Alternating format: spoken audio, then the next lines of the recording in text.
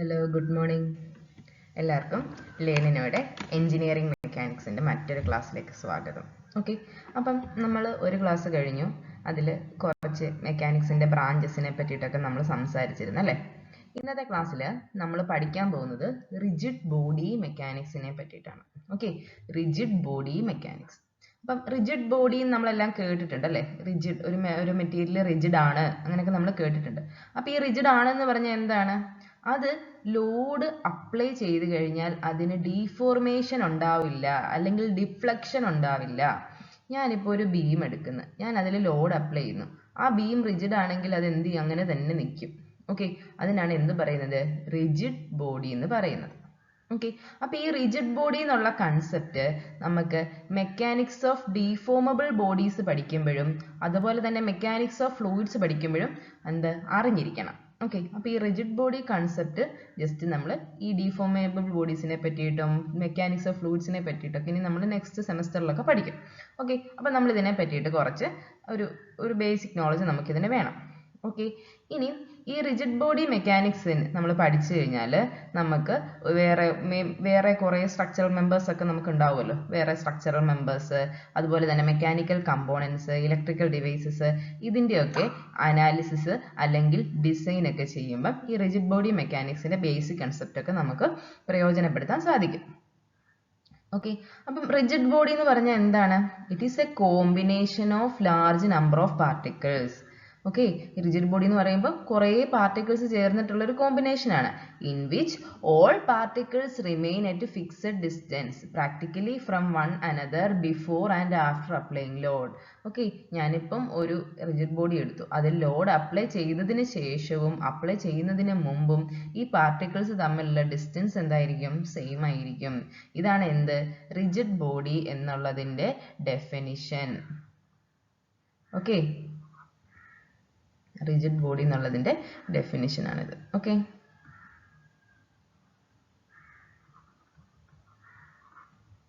ഇനി അടുത്തത്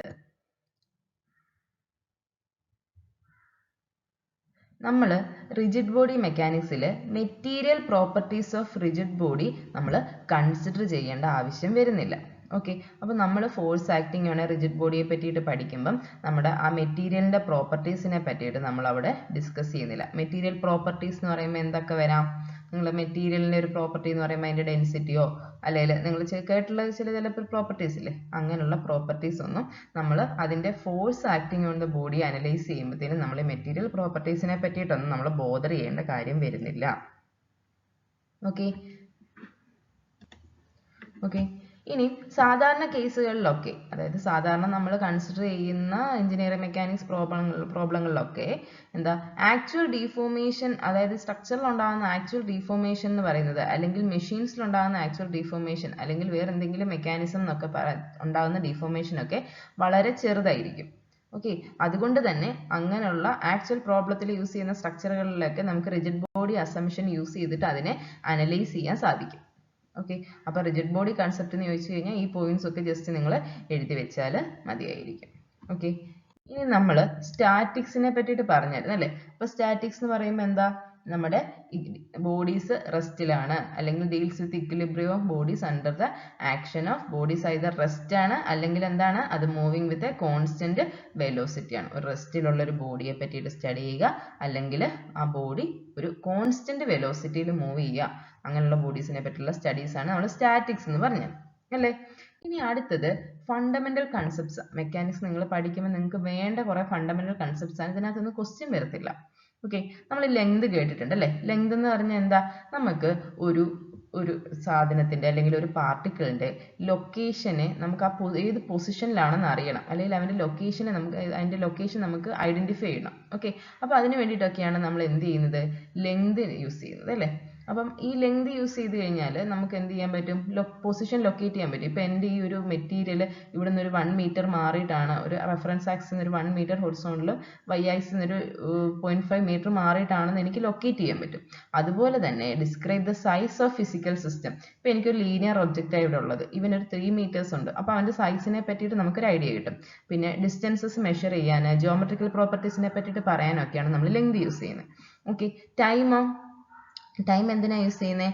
measure of succession of events. Okay, അതായത് നമുക്ക് ഓരോരോ ഇവൻറ്റ്സ് എപ്പോഴാണ് സ്റ്റാർട്ട് ചെയ്തത്, അല്ലെങ്കിൽ എത്ര നേരം കഴിഞ്ഞിട്ടാണ്. ഓക്കെ, അപ്പോൾ ഇതെന്ന് പറയുന്നത് ഒരു ഡൈനാമിക്സിൽ വരുന്ന ഒരു ബേസിക് ക്വാണ്ടിറ്റിയാണ്. നമുക്ക് ടൈം എപ്പോഴും ആവശ്യം വരുന്ന ഡൈനാമിക്സിലാണ്. ഡൈനാമിക്സ് എന്ന് പറയുമ്പോൾ എന്താണ് നമ്മൾ പഠിച്ചത് അല്ലേ? ടൈമിനനുസരിച്ചിട്ട് വേരി ചെയ്യുന്ന കാര്യങ്ങളാണ് ഡൈനാമിക്സിൽ നമ്മൾ പഠിക്കുന്നത്. ഓക്കെ, അപ്പം ടൈം എന്ന് പറയുന്നത് ഡൈനാമിക്സിലെ ഒരു ഫണ്ടമെന്റൽ ക്വാണ്ടിറ്റിയാണ്. അടുത്താണ് മാസ്. നിങ്ങൾക്കെല്ലാം മാസ് അറിയാം അല്ലേ? മാസ് എന്ന് പറയുമ്പോൾ എന്താ? Quantity of matter in a ബോഡിക്കാണ് നമ്മൾ മാസ് എന്ന് പറയുന്നത്. നമ്മൾ മാസ് കിലോഗ്രാമിലൊക്കെയാണ് റെപ്രസെന്റ് ചെയ്യുന്നത് അല്ലേ? അപ്പം മെഷർ ഓഫ് ഇനേർഷ്യ ഓഫ് ബോഡിയാണ് അല്ലേ? അപ്പം മാസ് കൂടുവാണെങ്കിൽ എന്ത് കൂടും? ഇനേർഷ്യയും കൂടും. ഓക്കെ, ഇനി നിങ്ങൾ ഫോഴ്സ് പഠിച്ചിട്ടുണ്ട് അല്ലേ? ഫോഴ്സ് എന്ന് പറഞ്ഞാൽ എന്താ? Represents the action of one body over another അല്ലെ വൺ ബോഡി ഓൺ അനദർ. ഒരു ബോഡി മറ്റൊരു ബോഡിയിൽ എന്ത് ആക്ഷനാണ് കൊടുക്കുന്നത്. അപ്പോൾ ഈ ഫോഴ്സിന് എന്തൊക്കെ വരും? അതിന്റെ മാഗ്നിറ്റ്യൂഡ് വരും, അത് ഏത് ഡയറക്ഷനിലാണ് ആക്ട് ചെയ്യുന്നതെന്ന് വരും, അതിന്റെ പോയിന്റ് ഓഫ് ആപ്ലിക്കേഷൻ, ഇതൊക്കെ ഫോഴ്സ് പറയുമ്പോൾ ഇമ്പോർട്ടൻ്റ് ആണ്. ഓക്കെ, ഈ ഡയറക്ഷൻ ഒക്കെ വരുന്നത് കൊണ്ട് തന്നെ ഫോഴ്സ് എന്ത് ക്വാണ്ടിറ്റിയാന്ന് നമുക്ക് പറയാൻ പറ്റും? അതൊരു വെക്ടർ ക്വാണ്ടിറ്റിയാണ് അല്ലേ? പിന്നെ ഇതൊരു ഡിറൈവ്ഡ് ക്വാണ്ടിറ്റിയാണ് അല്ലേ? മാസും ആക്സിലറേഷനും മൾട്ടിപ്ലൈ ചെയ്തിട്ടുണ്ടാക്കുന്ന ഒരു ഡിറൈവ്ഡ് ക്വാണ്ടിറ്റിയാണ് ആര്? ഫോഴ്സ് എന്ന് പറയുന്നത്. Okay, force acting on a body is related to mass of body and the variation of its velocity with time. അതിനാണ് എന്ത് പറയുന്നത്? ആക്സിലറേഷൻ എന്ന് പറയുന്നത്. ഓക്കെ, അപ്പൊ അത്തരം കാര്യങ്ങൾ ക്ലിയർ ആയല്ലോ.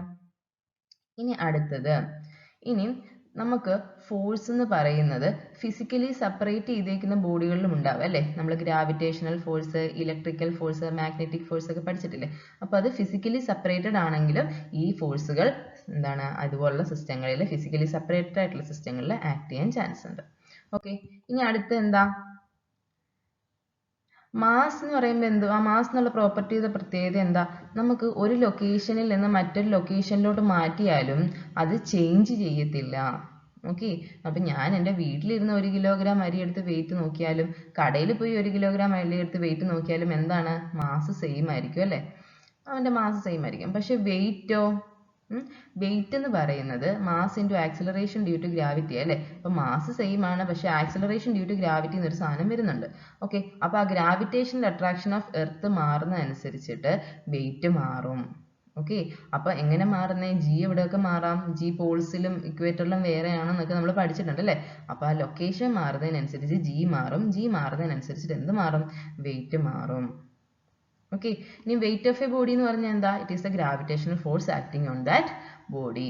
അപ്പം ഇങ്ങനെയുള്ള ബേസിക് കൺസെപ്റ്റ്സ് ഒക്കെ ഒന്ന് ഓർത്തിരിക്കുക. ഇതൊന്നും നിങ്ങൾക്ക് എക്സാമിന് വരത്തില്ല.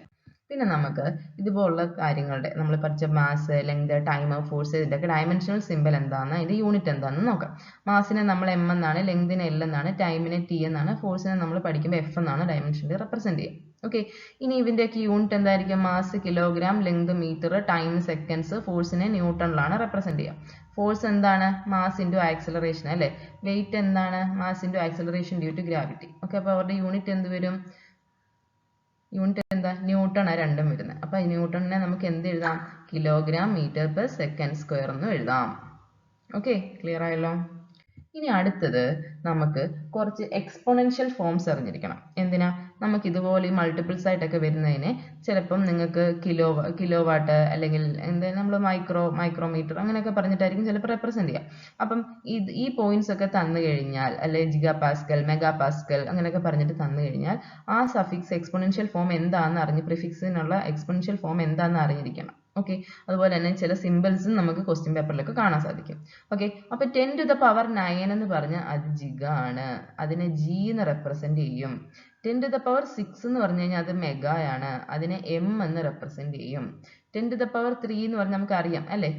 കിലോഗ്രാം എന്നൊക്കെ പറയത്തില്ല, അതിനകത്ത് കിലോ ഇല്ലേ? ആ കിലോയാണ്, അതിനെ നമ്മൾ സ്മോൾ കെ ആയിട്ടാണ് റെപ്രസെന്റ് ചെയ്യുക. ഓക്കെ, ഇനി 10⁻3 മില്ലി ആണ്, 10⁻6 മൈക്രോ ആണ്, 10⁻9 നാനോ ആണ്. ഓക്കെ, ഇനി മില്ലിനെ സ്മോൾ ലെറ്റർ എം കൊണ്ടും മൈക്രോനെ ന്യൂ കൊണ്ടും നാനോനെ സ്മോൾ ലെറ്റർ എൻ കൊണ്ടുമാണ് റെപ്രസെന്റ് ചെയ്യുക. അപ്പോൾ ഈ ഫോംസ് ഒക്കെ ഒന്ന് പഠിച്ചു വരിക. മിക്കവാറും നിങ്ങൾ ഈ വർഷം അടുത്ത വർഷം ഒക്കെ നിങ്ങൾക്ക് ഇതിന്റെ ആവശ്യം നിങ്ങൾക്ക് ഉണ്ടായിരിക്കും. ഓക്കെ, ഇനി അടുത്തത് നിങ്ങൾ സ്കെയിലേഴ്സ്, വെക്ടേഴ്സ് നിങ്ങൾ +2 പഠിച്ചിട്ടുള്ള അല്ലേ? അപ്പം സ്കെയിലേഴ്സ് എന്ന് പറഞ്ഞാൽ എന്താ? Scalar, vector, scalar quantity, vector quantity ഒക്കെ നമ്മൾ പഠിച്ചിട്ടുണ്ട്. അപ്പം സ്കെയിലർ എന്ന് പറഞ്ഞു കഴിഞ്ഞാൽ മാഗ്നിറ്റ്യൂഡ് മാത്രമുള്ള എന്താണ് ക്വാണ്ടിറ്റീസിനെയാണ് നമ്മൾ സ്കെയിലേഴ്സ് എന്ന് പറയുന്നത്. എന്തൊക്കെയായിരിക്കും? Time, volume, density, speed, energy, mass ഇതൊക്കെ എന്താണ്? സ്കെയിലേഴ്സ് ആണ്. ഓക്കെ, ഇനി വെക്ടേഴ്സ്. വെക്ടേഴ്സ് എന്ന് പറയുമ്പോൾ എന്താ? അതിന് മാഗ്നിറ്റ്യൂഡ് മാത്രമല്ല, അതിൻ്റെ കൂടെ ആരോടുണ്ട്? ഡയറക്ഷൻ ഉണ്ട്. ഓക്കെ, അപ്പോൾ ഈ വെക്ടേഴ്സ് എന്ന് പറയുന്നത് പാരലോഗ്രാം ലോ ഓഫ് അഡീഷൻ അല്ലെങ്കിൽ ട്രയാങ്കിൾ ലോ ഒക്കെ അഡീഷൻ ഫോളോ ചെയ്യും. ഓക്കെ, അപ്പോൾ ഇവിടെ നോക്കിയേ, നമുക്ക് രണ്ട് വെക്ടേഴ്സ് ഉണ്ട്. v1 എന്നൊരു വെക്ടർ ഉണ്ട്, v2 എന്നൊരു വെക്ടർ ഉണ്ട്. നമ്മൾ ഇവന്മാരെ രണ്ടും ആഡ് ചെയ്യുമ്പം ഇവരുടെ റിസൾട്ടന്റ് എന്ന് പറയുന്നത് ഈ പാരലോഗ്രത്തിന്റെ ഡയഗണലായിട്ട് കിട്ടും. അപ്പം v1 പാരലായിട്ട് ഒരു ഫോഴ്സ് ഇങ്ങോട്ടും വരയ്ക്കുക, v2 ഇങ്ങോട്ടും വരയ്ക്കുക, നമുക്കൊരു പാരലോഗ്രം കിട്ടി. ആ പാരലോഗ്രത്തിന്റെ ഡയഗണലായിരിക്കും എന്ത്? ഇവന്റെ റിസൾട്ടന്റ് എന്ന് പറയാം. ഓക്കെ, അല്ലെങ്കിൽ ട്രയാങ്കിളിലോ ആണെങ്കിലോ നമ്മൾ രണ്ട് വെക്ടറിനെ ഒന്ന് ബാക്ക് ടു ബാക്ക് ഇതിന്റെ ഹെഡുമായിട്ട് ഇവന്റെ ടെയിൽ വെച്ച് ചെയ്യുക. അത് കഴിഞ്ഞിട്ട് ഈ ടെയിലിൽ നിന്ന് ഈ ഹെഡിലേക്ക് വരയ്ക്കുന്ന ഇതായിരിക്കും ഇവന്റെ റിസൾട്ടന്റ് എന്ന് പറയുന്നത്. അപ്പോൾ ഈ വെക്ടേഴ്സ് ഒക്കെ പാരലോഗ്രാം ലോ അല്ലെങ്കിൽ ട്രയാങ്കിൾ ലോ എന്ത് ചെയ്യും? ഒബേ ചെയ്യും. അപ്പോൾ നമുക്ക് ഈ ഒരു ഇക്വലന്റ് വെക്ടറിനെ അല്ലെങ്കിൽ റിസൾട്ടന്റ് വെക്ടറിനെ എങ്ങനെ എഴുതാൻ സാധിക്കും? v എന്ന് പറയുന്നത് v1 + v2 എന്ന് എഴുതാൻ സാധിക്കും. അതിനെ നമ്മൾ വെക്ടറിന് ഇങ്ങനെയൊക്കെ റെപ്രസെന്റേഷൻ കൊടുക്കാറുണ്ട്. ഓക്കെ, അപ്പോൾ വെക്ടേഴ്സിന് എക്സാമ്പിൾസ് ഏതൊക്കെയാ? Displacement, okay, distance scalar, displacement vector. Velocity, speed scalar ആണ്, പക്ഷെ വെലോസിറ്റി വെക്ടർ ആണ്. ആക്സിലറേഷൻ, ഫോഴ്സ്, മൊമെന്റ്, മൊമെന്റം ഇതെല്ലാം എന്താണ്? ഇതെല്ലാം വെക്ടർ ക്വാണ്ടിറ്റീസ് ആണ്. ഓക്കെ, അപ്പം അത്രയും കാര്യം ക്ലിയർ ആയല്ലോ. ഇനി അടുത്തത്, നമുക്ക് ഒരു വെക്ടറിനെ vn എന്ന് റെപ്രസെന്റ് ചെയ്യാൻ സാധിക്കും. ഇതിനകത്ത് v എന്ന് പറയുന്നത് ആ വെക്ടറിന്റെ മാഗ്നിറ്റ്യൂഡ് ആണ്. n എന്ന് പറയുന്നത് എന്താ? അതിന്റെ ഡയറക്ഷനിലുള്ള യൂണിറ്റ് വെക്ടർ ആണ്. Okay, unit vector whose magnitude is 1. Unit vector എന്ന് പറയുമ്പോൾ അവന്റെ മാഗ്നിറ്റ്യൂഡ് എപ്പോഴും 1 ആയിരിക്കും. അതിന്റെ ഡയറക്ഷൻ ഏത് വെക്ടറുമായിട്ടാണ് കോയിൻസൈഡ് ചെയ്യുന്നത്? v എന്നുള്ള വെക്ടറുമായിട്ടായിരിക്കും യൂണിറ്റ് വെക്ടറിന്റെ ഡയറക്ഷൻ കോയിൻസൈഡ് ചെയ്യുക. ഓക്കെ, അപ്പം നമുക്ക് XYZ എന്നുള്ള ആക്സിസിൽ കോർഡിനേറ്റ്സിൽ വരുന്ന യൂണിറ്റ് വെക്ടർ ഏതൊക്കെയാ? X ഡയറക്ഷനിൽ Iയും Y ഡയറക്ഷനിൽ Jയും Z ഡയറക്ഷനിൽ Kയും ആണ്. ഈ IJK എന്ന് പറയുന്നതാണ് എന്ത്? യൂണിറ്റ് വെക്ടർ എന്ന് പറയുന്നത്. ഓക്കെ, അപ്പോൾ യൂണിറ്റ് വെക്ടറിനെ നമുക്ക് എങ്ങനെയാണ് കിട്ടുന്നത്? നമുക്കൊരു വെക്ടറിനെ അതിൻ്റെ മാഗ്നിറ്റ്യൂഡ് കൊണ്ട് ഡിവൈഡ് ചെയ്യുവാണെങ്കിൽ നമുക്ക് എന്ത് കിട്ടും? അതിൻ്റെ ഡയറക്ഷനിലുള്ള യൂണിറ്റ് വെക്ടർ കിട്ടും. ഓക്കെ, എനിക്ക് ആപ്പം നോക്കി ഇതിനെ റെപ്രസെന്റ് ചെയ്യലുണ്ട് കേട്ടോ. ഇനി അടുത്തത്, ഫ്രീ വെക്ടർ എന്നാൽ എന്താ? വെക്ടറിന്റെ ടൈപ്സ് ആണ് പഠിക്കുന്നത്. ഫ്രീ വെക്ടർ എന്ന് പറഞ്ഞാൽ എന്താ? ഫ്രീ വെക്ടർ എന്ന് പറഞ്ഞു കഴിഞ്ഞാൽ എന്താ? നമുക്ക് ഒരു ആക്ഷൻ, ഒരു വെക്ടറിന്റെ action whose action is not confirm to or associated with a unique line in space. Okay, അപ്പം നമുക്ക് അവന്റെ ഡയറക്ഷൻ എന്ന് പറയുന്നത് എപ്പോഴും ഇങ്ങനെ തന്നെ ആയിരിക്കും എന്ന് പറയാൻ പറ്റത്തില്ല. ഓക്കെ, ചിലപ്പോൾ ഇങ്ങനെ ആയിരിക്കാം, കുറച്ച് കഴിയുമ്പോൾ ഇങ്ങനെ ആകാം. നമ്മൾ ഒരു ബോഡി, നമ്മളിപ്പോൾ ഒരു കല്ല് വല്ലതും എടുത്ത് മേളോട്ട് എറിയുകയാണെങ്കിൽ കുറച്ച് നേരം അത് മേളോട്ട് പോകും അല്ലേ? പിന്നെ അത് കഴിഞ്ഞൊരു പ്രൊജക്റ്റൈൽ പാത്തിൻ്റെ അവൻ്റെ ഡയറക്ഷൻ മാറും, പിന്നെ അതിന് ടോപ്പ് ചെയ്തിട്ട് താഴോട്ട് വരും അല്ലേ? അപ്പോൾ അങ്ങനെയൊക്കെയുള്ളൊരു വെക്ടേഴ്സിനാണ് ഫ്രീ വെക്ടേഴ്സ് എന്ന് പറയുന്നത്. അവൻ്റെ ആക്ഷൻ എപ്പോഴും ഒരേ പാത്തിലാണ് അല്ലെങ്കിൽ ഒരേ യുണീക്ക് ലൈനിലാണെന്ന് നമുക്ക് പറയാൻ സാധിക്കില്ല. Movement of body without rotation ആണ് അതിന് എക്സാമ്പിൾ ആയിട്ട് വരുന്നത്. ഇനി അടുത്തതാണ് സ്ലൈഡിംഗ് വെക്ടർ. സ്ലൈഡിംഗ് വെക്ടറിന് ഒരു പ്രത്യേകതയുണ്ട്. It has A unique line of action in space. Okay, അവൻ്റെ ലൈൻ ഓഫ് ആക്ഷൻ സെയിം ആയിരിക്കും, പക്ഷേ പോയിന്റ് ഓഫ് ആപ്ലിക്കേഷൻ സെയിം ആയിരിക്കത്തില്ല. ഒരു സമയത്ത് ഇവിടാണ് പോയിന്റ് ഓഫ് ആപ്ലിക്കേഷൻ എങ്കിൽ കുറച്ച് കഴിയുമ്പോൾ ഇവിടെ ആയിരിക്കും. ഓക്കെ, അങ്ങനെയൊക്കെ വരും. ഇനി ഈ സ്ലൈഡിംഗ് വെക്ടറിന് എക്സാമ്പിൾ ആണ് external force on A rigid body എന്ന് പറയുന്നത്. ഓക്കെ, ഇതിൽ നമുക്ക് principle of transmissibility, rigid body mechanics ഇതിലൊക്കെ നമുക്ക് ഈ സ്ലൈഡിംഗ് വെക്ടേഴ്സിനെ പറ്റിയിട്ട് പഠിക്കേണ്ട ഒരു ആവശ്യം വരുന്നുണ്ട്. ഓക്കെ, ഇനി അടുത്താണ് ഫിക്സഡ് വെക്ടർ. ഈ ഫിക്സഡ് വെക്ടറിന്റെ പ്രത്യേകത എന്താ? ഒരു യുണീക്ക് പോയിന്റ് ഓഫ് ആപ്ലിക്കേഷനും കാണും, അതുപോലെ തന്നെ എന്തും കാണും? അതിന്റെ ഡയറക്ഷനും കാണും. ഓക്കെ, അപ്പോൾ ഒരു ഡിഫോമബിൾ ബോഡിയിൽ ആക്ട് ചെയ്യുന്ന ഫോഴ്സ് എന്നൊക്കെ പറയുന്നത് എന്തായിരിക്കും? ഒരു ഫിക്സഡ് വെക്ടറിന് എക്സാമ്പിൾ ആയിരിക്കും. ഓക്കെ, ഇനി അടുത്ത് നമ്മൾ പഠിക്കുന്നത് വെക്ടർ അഡീഷനെ പറ്റിയിട്ടാണ്. ഓക്കെ, ഈ വെക്ടർ അഡീഷനിൽ നമുക്ക് പാരലോഗ്രാം ലോ പഠിക്കുന്നുണ്ട്. ഓക്കെ, പാരലോഗ്രാം ലോ എന്ന് പറയുമ്പം നിങ്ങൾ പഠിച്ചിട്ടുണ്ടായിരിക്കുമല്ലോ, നിങ്ങൾ 12th കുറച്ച് പഠിച്ചിട്ടുണ്ടായിരിക്കും. ഓക്കെ, അപ്പോൾ ഇത് ഗ്രാഫിക്കലായിട്ട് നമ്മൾ വെക്ടറിന്റെ റിസൾട്ടന്റ് കണ്ടുപിടിക്കുന്നതിന് വേണ്ടിയിട്ടാണ് പാരലോഗ്രാം ലോ യൂസ് ചെയ്യുന്നത്. അപ്പം രണ്ട് ഫോഴ്സ് F1 F2 എന്ന രണ്ട് ഫോഴ്സ് ഉണ്ടെങ്കിൽ അതിന്റെ റിസൾട്ടന്റ് ഫോഴ്സ് ആയിരിക്കും അത്. അതിന്റെ ആ പാരലോഗ്രത്തിന്റെ സൈഡ്സ് ആയിട്ടാണ് നമ്മൾ F1 F2 റെപ്രസെന്റ് ചെയ്യുന്നതെങ്കിൽ ആ റിസൾട്ടന്റ് ആയിരിക്കും അതിന്റെ ഡയഗണൽ. റിസൾട്ടന്റ് ഫോഴ്സ് ആയിരിക്കും, ആ ഡയഗണലിന്റെ മാഗ്നിറ്റ്യൂഡ് ആയിരിക്കും റിസൾട്ടന്റ് ഫോഴ്സ് ആയിട്ട് നമുക്ക് കിട്ടുക. ഓക്കെ, അപ്പോൾ ഇതിന്റെ കമ്പോണൻസ് എന്ന് പറയുന്ന F1 F2 നമ്മൾ പാരലോഗ്രത്തിന്റെ സൈഡ്സ് ആയിട്ടാണ് നമ്മൾ റെപ്രസെന്റ് ചെയ്യുക. ഓക്കെ, അപ്പം പാരലോഗ്രാം ലോ നമ്മൾ ഡീറ്റെയിൽഡ് ആയിട്ട് പഠിക്കുന്നുണ്ട്. ജസ്റ്റ് ഞാൻ എന്താണെന്ന് ഒന്ന് പറഞ്ഞതേ ഉള്ളൂ. ഓക്കെ, ഇനി അടുത്തത് നമുക്ക് വെക്ടറിനെ എങ്ങനെ ആഡ് ചെയ്യാം? ഓൾജിബ്രായിക് സൊല്യൂഷൻ ആയിട്ട് ആഡ് ചെയ്യാം അല്ലേ? കോർഡിനേറ്റ് സിസ്റ്റം യൂസ് ചെയ്തിട്ട് നമുക്ക് ഈ വെക്ടർ അഡീഷൻ ചെയ്യാൻ സാധിക്കും. ഓക്കെ, അപ്പോൾ എനിക്കൊരു വെക്ടർ ഉണ്ട്. എൻ്റെ വെക്ടറിൻ്റെ പേര് എ എന്നാണ്. ഓക്കെ, ആ വെക്ടറിനെ എനിക്ക് AXI AYJ AZK എന്ന് എഴുതാം. അതുപോലെ തന്നെ വേറൊരു വെക്ടർ ഉണ്ട് ബി, അതിനെ എനിക്ക് BXI BYJ BZK അങ്ങനെ റെപ്രസെന്റ് ചെയ്യാം. ഓക്കെ, അപ്പം A പ്ലസ് ബി എന്ന് പറഞ്ഞാൽ എന്തായിരിക്കും? Vector operation A plus B ആണ് ഞാൻ നടത്തുന്നതെങ്കിൽ എനിക്ക് AX plus BX into I plus AY plus BY into J plus AZ plus BZ into K അങ്ങനെ എഴുതാൻ സാധിക്കും അല്ലേ? ഇനി B പ്ലസ് എ ആണെങ്കിലോ സിമിലർ BX പ്ലസ് A എന്ന് X എന്ന് വരുമെന്നേ ഉള്ളൂ. ഓക്കെ, അപ്പോൾ നമുക്ക് ഇതിൽ നിന്ന് എന്ത് മനസ്സിലാക്കാം? A പ്ലസ് ബി അല്ലെങ്കിൽ B പ്ലസ് എ എന്ന് പറയുന്നത് എന്തായിരിക്കും? രണ്ട് സെയിം ആയിരിക്കും അല്ലേ? ഇങ്ങനെയാണ് നമ്മൾ വെക്ടർ അഡീഷൻ സാധാരണ ചെയ്യുന്നത്. ഓക്കെ, ഇനി അതുപോലെ തന്നെ നമുക്ക് ട്രിഗ്നോമെട്രി അല്ലെങ്കിൽ ട്രിഗ്നോമെട്രിക് അഡീഷൻസും പോസിബിൾ ആണ്. ജിയോമെട്രി വെച്ചിട്ട് നമ്മൾ എന്തായിരിക്കും? നമുക്ക് കൊസൈൻ ലോ ഇല്ലേ, അതായത് റിസൾട്ടന്റ് വെക്ടറിനെ നമുക്ക് ട്രിഗ്നോമെട്രി യൂസ് ചെയ്തിട്ട് കണ്ടുപിടിക്കാം. കൊസൈൻ ലോയോ അല്ലെങ്കിൽ സൈൻ ലോസോ യൂസ് ചെയ്തിട്ട് നമുക്ക് റിസൾട്ടന്റ് കണ്ടുപിടിക്കാം. എങ്ങനെയാണ്? നമുക്ക് കൊസൈൻ ലോ വെച്ചിട്ട് കോസിന്റെ ഇക്വേഷൻ ഇല്ലേ, ബി സ്ക്വയർ, അതായത് ട്രയാങ്കിൾസിനകത്ത് വരുന്ന കോസിന്റെ ഒരു ഇക്വേഷൻ ഇല്ലേ, അത് വെച്ചിട്ട് കേട്ടോ. അപ്പോൾ നമുക്ക് സി എന്ന് പറയുന്ന സൈഡ്, അതായത് സി എന്ന് പറയുമ്പോൾ റിസൾട്ടന്റ് എന്ന് പറയുന്നത് square root of A square plus B square minus 2ab cos C, അല്ലെങ്കിൽ ഈ ഒരു ഇൻക്ലൂഡഡ് ആംഗിൾ, സ്മോൾ ആംഗിൾ കേട്ടോ. അല്ലെങ്കിൽ നമുക്ക് സൈൻ ലോ യൂസ് ചെയ്യാം. A divided by sine A എന്ന് പറയുന്നത് B divided by sine B എന്ന് പറയുന്നത് C divide by sine C ആയിരിക്കും. ഈ എ ബി സി എന്ന് പറഞ്ഞാൽ ഇവന്മാരുടെ സൈഡ്സ് ആണ്, ഈ സ്മോൾ എ ബി സി എന്ന് പറഞ്ഞാൽ ഇവരുടെ ആംഗിൾസ് ആണ്. ഇങ്ങനെ വേണമെങ്കിലും നമുക്ക് വെക്ടറുകളെ സോൾവ് ചെയ്തെടുക്കാം. അപ്പം നമുക്ക് ജസ്റ്റ് ഒരു പ്രോബ്ലം നോക്കിയാലോ. നോക്കി, find the unit vector in the direction of resultant of vectors. നമുക്ക് തന്നിരിക്കുന്ന വെക്ടേഴ്സ് എന്താ? A vector 2i minus j plus k എന്നാണ്. B vector I plus j plus 2k എന്നാണ്. C vector 2i plus 2j plus 4k എന്നാണ് അല്ലേ? നമ്മളോട് ചോദിച്ചിരിക്കുന്ന ഈ മൂന്ന് വെക്ടറിന്റെ റിസൾട്ടന്റ് കണ്ടുപിടിക്കണം. അതുപോലെ തന്നെ unit vector in the direction of resultant of vectors എന്ന് പറഞ്ഞിരിക്കുന്നത്. അപ്പം നമുക്ക് മൂന്ന് വെക്ടേഴ്സ് ആഡ് ചെയ്യണമെങ്കിൽ അതിനെ നമുക്ക് എങ്ങനെ എഴുതാം? A plus B plus C എന്ന് എഴുതാം അല്ലേ? A plus B plus C എങ്ങനെ എഴുതാം? ഇത് മൂന്നൂടെ ആഡ് ചെയ്താൽ മതി. അപ്പം I കമ്പോണന്റിൽ ആഡ് ചെയ്തേ 2i plus I plus 2i അതായിരിക്കും ഫസ്റ്റ് അല്ലേ? അതിൻ്റെ കൂടെ ജെ വരുമ്പോഴോ minus j plus j plus 2j അല്ലേ? അടുത്തതോ കെ കമ്പോണന്റ് ആണെങ്കിലോ K plus 2k plus 4k. Okay, K ഇട്ടിട്ട് ബാക്കിയെല്ലാം സമ്മായിട്ട് എഴുതിയാലും മതി. അപ്പോൾ എന്ത് വരും? 2 പ്ലസ് 2 പ്ലസ് 1 അല്ലേ? 5i എന്ന് വരും അല്ലേ? 5i പിന്നെ ഈ ജെയും പോയിട്ട് 2j എത്ര k വരും? 4 പ്ലസ് 2 പ്ലസ് 1 6 പ്ലസ് 1 7k എന്ന് വരും അല്ലേ? ഇതായിരിക്കും നമ്മുടെ സം വെക്ടർ എന്ന് പറയുന്നത്. നമ്മളോട് ചോദിച്ചിരിക്കുന്ന find the unit vector in the direction of resultant of vector. ഇതാണ് റിസൾട്ടന്റ് ഓഫ് വെക്ടർ. ആ റിസൾട്ടന്റ് ഡയറക്ഷനിലുള്ള യൂണിറ്റ് വെക്ടറിനെ കണ്ടുപിടിക്കണം. എന്ത് ചെയ്യണം? ആ റിസൾട്ടന്റ്, അതായത് a plus B plus C divided by modulus of a plus B plus C ചെയ്ത് കഴിഞ്ഞാൽ എനിക്ക് എന്ത് കിട്ടും? എൻ്റെ യൂണിറ്റ് വെക്ടറിനെ കിട്ടും അല്ലേ? അതായത് 5i plus 2j plus 7k. ഇനി ഇവന്മാരുടെ റിസൾട്ടന്റ് എന്ന് പറയുമ്പോൾ എന്താ?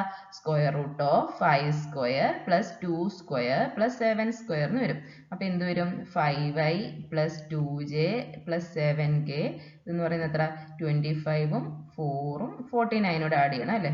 അപ്പം 78 എന്ന് വരത്തില്ലേ? സ്ക്വയർ റൂട്ട് ഓഫ് 78 എന്നായിരിക്കും വരുന്നത്. അത് സോൾവ് ചെയ്ത് നോക്കണേ.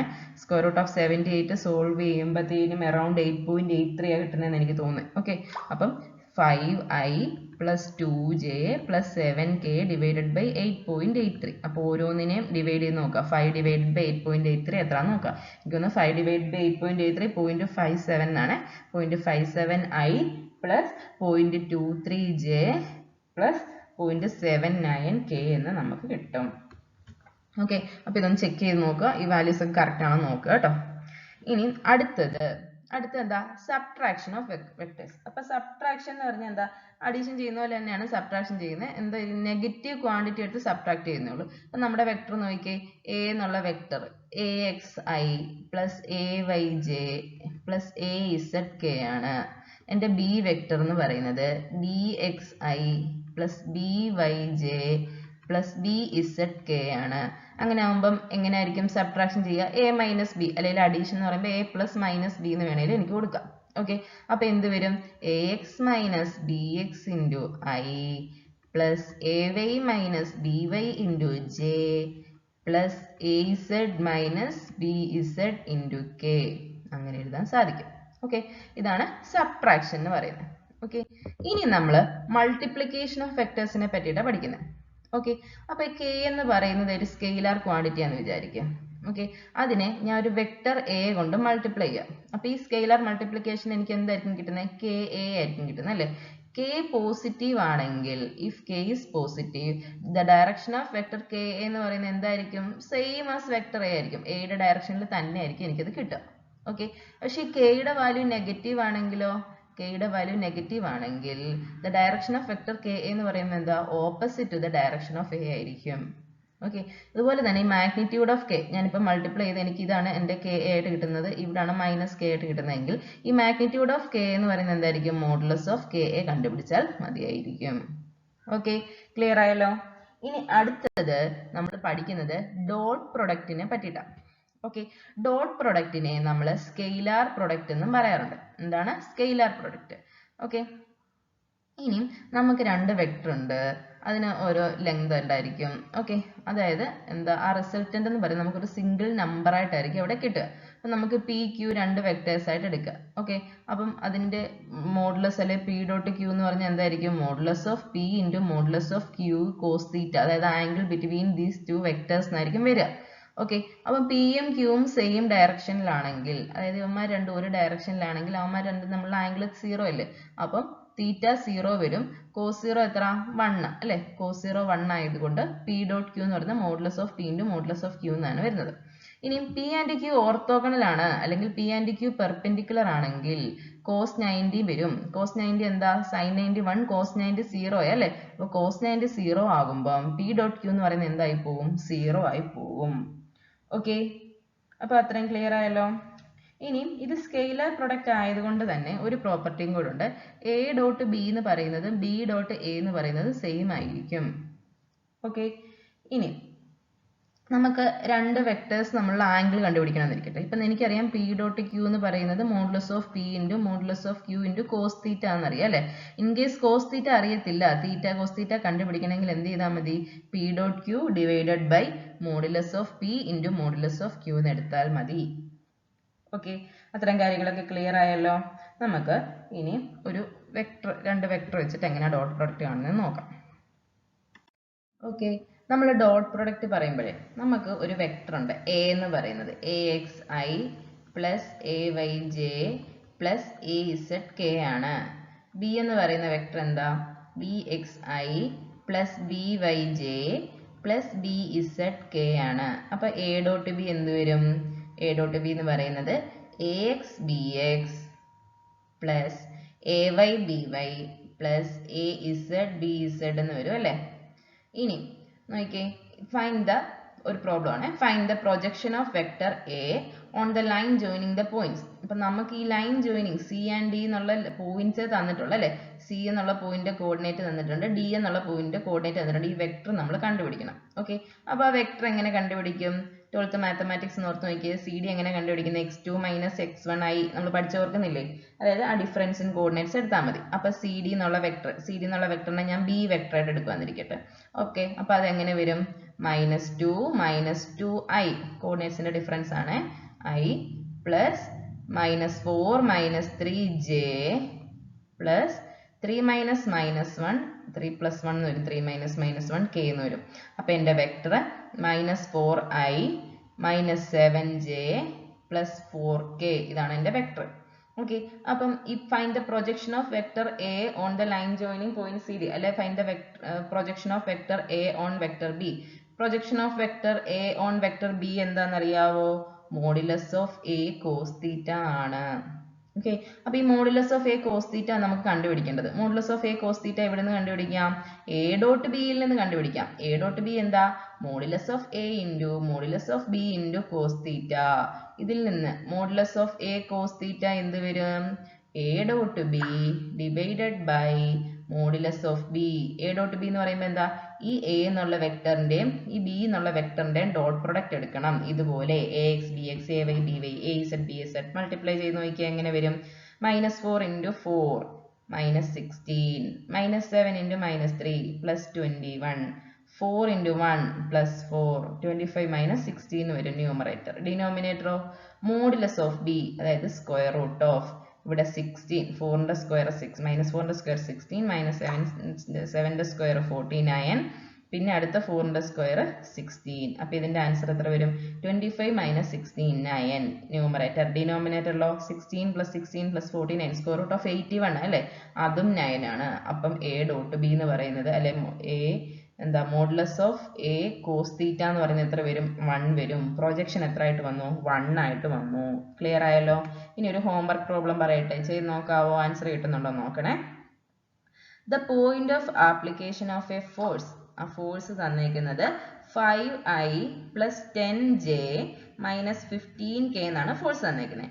Is displaced from point A എന്നുള്ള പോയിന്റ്, അതും വെക്ടർ ആയിട്ടാണ് തന്നേക്കുന്നത്, i + 0j + 3k. അത് എയിൽ നിന്ന് എങ്ങോട്ട് ഡിസ്പ്ലേസ് ചെയ്യുന്നു? Two point B. ബി എന്നുള്ള പോയിന്റ് 3i - j - 6k എന്നാണ് തന്നിരിക്കുന്നത്.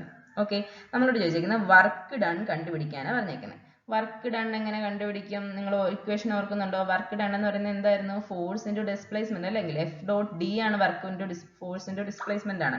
അപ്പം ഫോഴ്സിന്റെ വെക്ടർ അറിയാലോ. ഇനി ഈ ഡിസ്റ്റൻസ് ബിറ്റ്വീൻ എയും ബിയും എടുക്കുക. ഓക്കെ, എയും ബി എന്ന് പറയുമ്പോൾ 3 ഈ എ ബി എന്നുള്ള വെക്ടർ കണ്ടുപിടിക്കുക. ഓക്കെ, എ ബി എന്നുള്ള വെക്ടർ കണ്ടുപിടിച്ച് കഴിഞ്ഞിട്ട് എഫ് ഡോട്ട് ഡി ചെയ്ത് നോക്കിയാൽ മതി. എഫ് കറക്റ്റ് ഉണ്ടല്ലോ. അപ്പൊ ആൻസർ നോക്കുക. വർക്ക് ഡണ്ണ് 135 കിട്ടുന്നുണ്ടോ എന്ന് നോക്കണേ. കിട്ടുന്നില്ലേ പറയണം. ഓക്കെ ഓക്കെ, ഇനി അടുത്തത് നമ്മൾ ക്രോസ് പ്രൊഡക്റ്റിനെ പറ്റിയിട്ടാണ് പറയുന്നത്. ഓക്കെ, ക്രോസ് പ്രൊഡക്റ്റ് എന്ന് പറയുമ്പോൾ എന്താ? എ ക്രോസ് ബി അല്ലേ, നമ്മൾ ഡോട്ട് പ്രൊഡക്റ്റ് ഇടുന്ന പോലെ ക്രോസ് പ്രൊഡക്റ്റ് ഇടുന്നത് എ ക്രോസ് ബി അല്ലെങ്കിൽ പി ക്രോസ് ക്യൂ എന്നൊക്കെയാണ് നമ്മൾ ക്രോസ് പ്രൊഡക്റ്റ് നമ്മൾ റെപ്രസെന്റ് ചെയ്യുന്നത്. ഓക്കെ, അപ്പം ഈ ക്രോസ് പ്രൊഡക്റ്റിന്റെ ഒരു പ്രത്യേകത എന്താ? ക്രോസ് പ്രൊഡക്റ്റില് നമുക്ക് കിട്ടുന്നത് ഒരു വെക്ടർ ക്വാണ്ടിറ്റി ആയിരിക്കും. അപ്പൊ പി ക്രോസ് ക്യൂ എന്ന് പറഞ്ഞാൽ modulus of A and modulus of P into modulus of Q into sine theta into N cap. Okay, N cap എന്ന് പറഞ്ഞാൽ എന്താ? അവിടെ ഒരു യൂണിറ്റ് വെക്ടർ വരും. ഓക്കെ, ഇനിയും നമ്മുടെ ഈ പി ക്രോസ് ക്യൂ ചെയ്ത് കിട്ടുന്ന സാധനം, ഇപ്പൊ എന്റെ പി ഇങ്ങനെയാണ് കിടക്കുന്നത്, ക്യൂ ഇങ്ങനെയാണ് കിടക്കുന്നത്. അപ്പം പി ക്രോസ് ക്യൂ എന്ന് പറയുന്നത് ഇവന്മാരുടെ പ്ലെയിനിന്, ഇവരിപ്പോ ഈ പ്ലെയിനിലാണ് കിടക്കുന്നെങ്കിൽ അതിന് പെർപെൻഡിക്കുലർ ആയിട്ടായിരിക്കും പി ക്രോസ് ക്യൂ എനിക്ക് കിട്ടുക. ഓക്കെ, ഇതിന്റെ സെൻസ് ഡയറക്ഷൻ അറിയാമെങ്കിൽ നമ്മൾ റൈറ്റ് ഹാൻഡ് റൂൾ ഒക്കെ നോക്കണം എന്നൊക്കെ നമ്മൾ പഠിച്ചിട്ടുണ്ടായിരുന്നു അല്ലേ. അപ്പം എ ക്രോസ് ബി അല്ലെ, എ ക്രോസ് ബി എന്ന് പറയുന്നത് എന്താ? മോഡുലസ് ഓഫ് എ ഇൻറ്റു, ഇപ്പം A cross B modulus of A cross B എന്ത് വരും? Modulus of A into modulus of B into sine തീറ്റ എന്ന് വരും. ഇത് അതിന്റെ മാഗ്നിറ്റ്യൂഡ്. പി ക്രോസ് ക്യൂ എന്ന് പറഞ്ഞാൽ അതൊരു വെക്ടർ ആണ്. അപ്പൊ അതിന് യൂണിറ്റ് വെക്ടറോട് ചേർത്ത് വേണം എഴുതാം. Modulus of P into modulus of Q into sine theta N cap എന്ന് വേണം നമ്മൾ അതിനെ എഴുതാൻ. ഓക്കെ, ഇനി രണ്ട് വെക്ടറുകൾ നേരത്തെ പറഞ്ഞ A X A Y A Z, B X B Y B Z. അപ്പം എ ക്രോസ് ബി എടുക്കുമ്പോൾ എങ്ങനെ വരും? I J K A X B X അല്ല, എ എക്സ് എ വൈ എന്ന് പറഞ്ഞല്ലേ, A X A Y A Z, B X B Y B Z. ഇങ്ങനെ എടുത്തു കഴിഞ്ഞാൽ നമുക്ക് എന്ത് കിട്ടും? എ ക്രോസ് ബി എന്നുള്ള വെക്ടർ കിട്ടും. ഓക്കെ, അത് ക്ലിയർ ആയല്ലോ. ഇനി അടുത്തത് നമുക്ക് ഇതിനെ സോൾവ് ചെയ്യാൻ മെട്രിക്സ് ഓപ്പൺ ചെയ്യാനൊക്കെ നിങ്ങൾക്ക് അറിയാമല്ലോ അല്ലേ. പറയണോ അത്? ഐ ഇൻറ്റു എന്ത് വരും? A Y B Z minus A Z B Y എന്ന് വരും, minus J into A X B Z minus B X A Z plus K into എത്ര വരും? A X B Y minus B X A Y എന്ന് വരും. Okay, ഇനി നമുക്കറിയാവുന്ന വേറൊരു കാര്യം എന്താ? നമ്മൾ യൂണിറ്റ് വെക്ടേഴ്സിന്റെ ക്രോസ് പ്രൊഡക്റ്റ് പഠിച്ചില്ലേ? ഐ ക്രോസ് ഐ എന്താ? 0 ആയിരിക്കും. അതുപോലെ തന്നെ ജെ ക്രോസ് ജെ 0 ആയിരിക്കും. ഒരേ ഡയറക്ഷനിലല്ലേ, സൈൻ 0 വരുന്നുണ്ട് 0 വരും. കെ ക്രോസ് കെയും 0 ആയിരിക്കും. ഓക്കെ, ഇനി അടുത്ത എന്താ? ഐ ക്രോസ് ജെ എന്ത് വരും? കെ വരും. ആ റൊട്ടേഷൻ എടുത്ത് നോക്കിയാൽ മതി. ഐ ജെ കെ എന്നുള്ള റൊട്ടേഷൻ എടുത്താൽ മതി. ഐ ക്രോസ് ജെ എന്ന് പറഞ്ഞാൽ കെ വരും. ഇനി അടുത്തത് ജെ ക്രോസ് കെ എന്തായിരിക്കും വരുന്നത്? ജെ ക്രോസ് കെ എന്ന് പറഞ്ഞാൽ ഐ ആയിരിക്കും. ഇനി കെ ക്രോസ് ഐ എന്ന് പറഞ്ഞാൽ എന്ത് വരും? ജെ വരും. ഓക്കെ, അതായത് ഈ ഒരേ ഓർഡറിലാണെങ്കിൽ ഐ കഴിഞ്ഞാൽ ജെ, ജെ കഴിഞ്ഞാൽ കെ, കെ കഴിഞ്ഞാൽ ഐ, ഇങ്ങനെയാണെങ്കിൽ ഇങ്ങനെ അടുത്ത് തന്നെ കിട്ടും. ഇനി തിരിച്ചാണെങ്കിലോ ജെ ക്രോസ് ഐ എന്തായിരിക്കും? മൈനസ് കെ ആയിരിക്കും. ഓക്കെ, ഇനി കെ ക്രോസ് ജെ എന്തായിരിക്കും? Minus j cross i minus k, k cross j minus i. ഇനി k cross i cross k എന്തായിരിക്കും? മൈനസ് ജെ ആയിരിക്കും. ഓക്കെ, അപ്പൊ ഈ പ്രോപ്പർട്ടീസ് ഒക്കെ ഒന്ന് ഓർത്തിരിക്കുക. ഓക്കെ, നമുക്ക് നെക്സ്റ്റ് ക്ലാസ്സിൽ ഇതിന്റെ പ്രോബ്ലം ചെയ്യാം. ഇന്ന് ഇത്രയും പഠിക്കാം കേട്ടോ. Okay, thank you.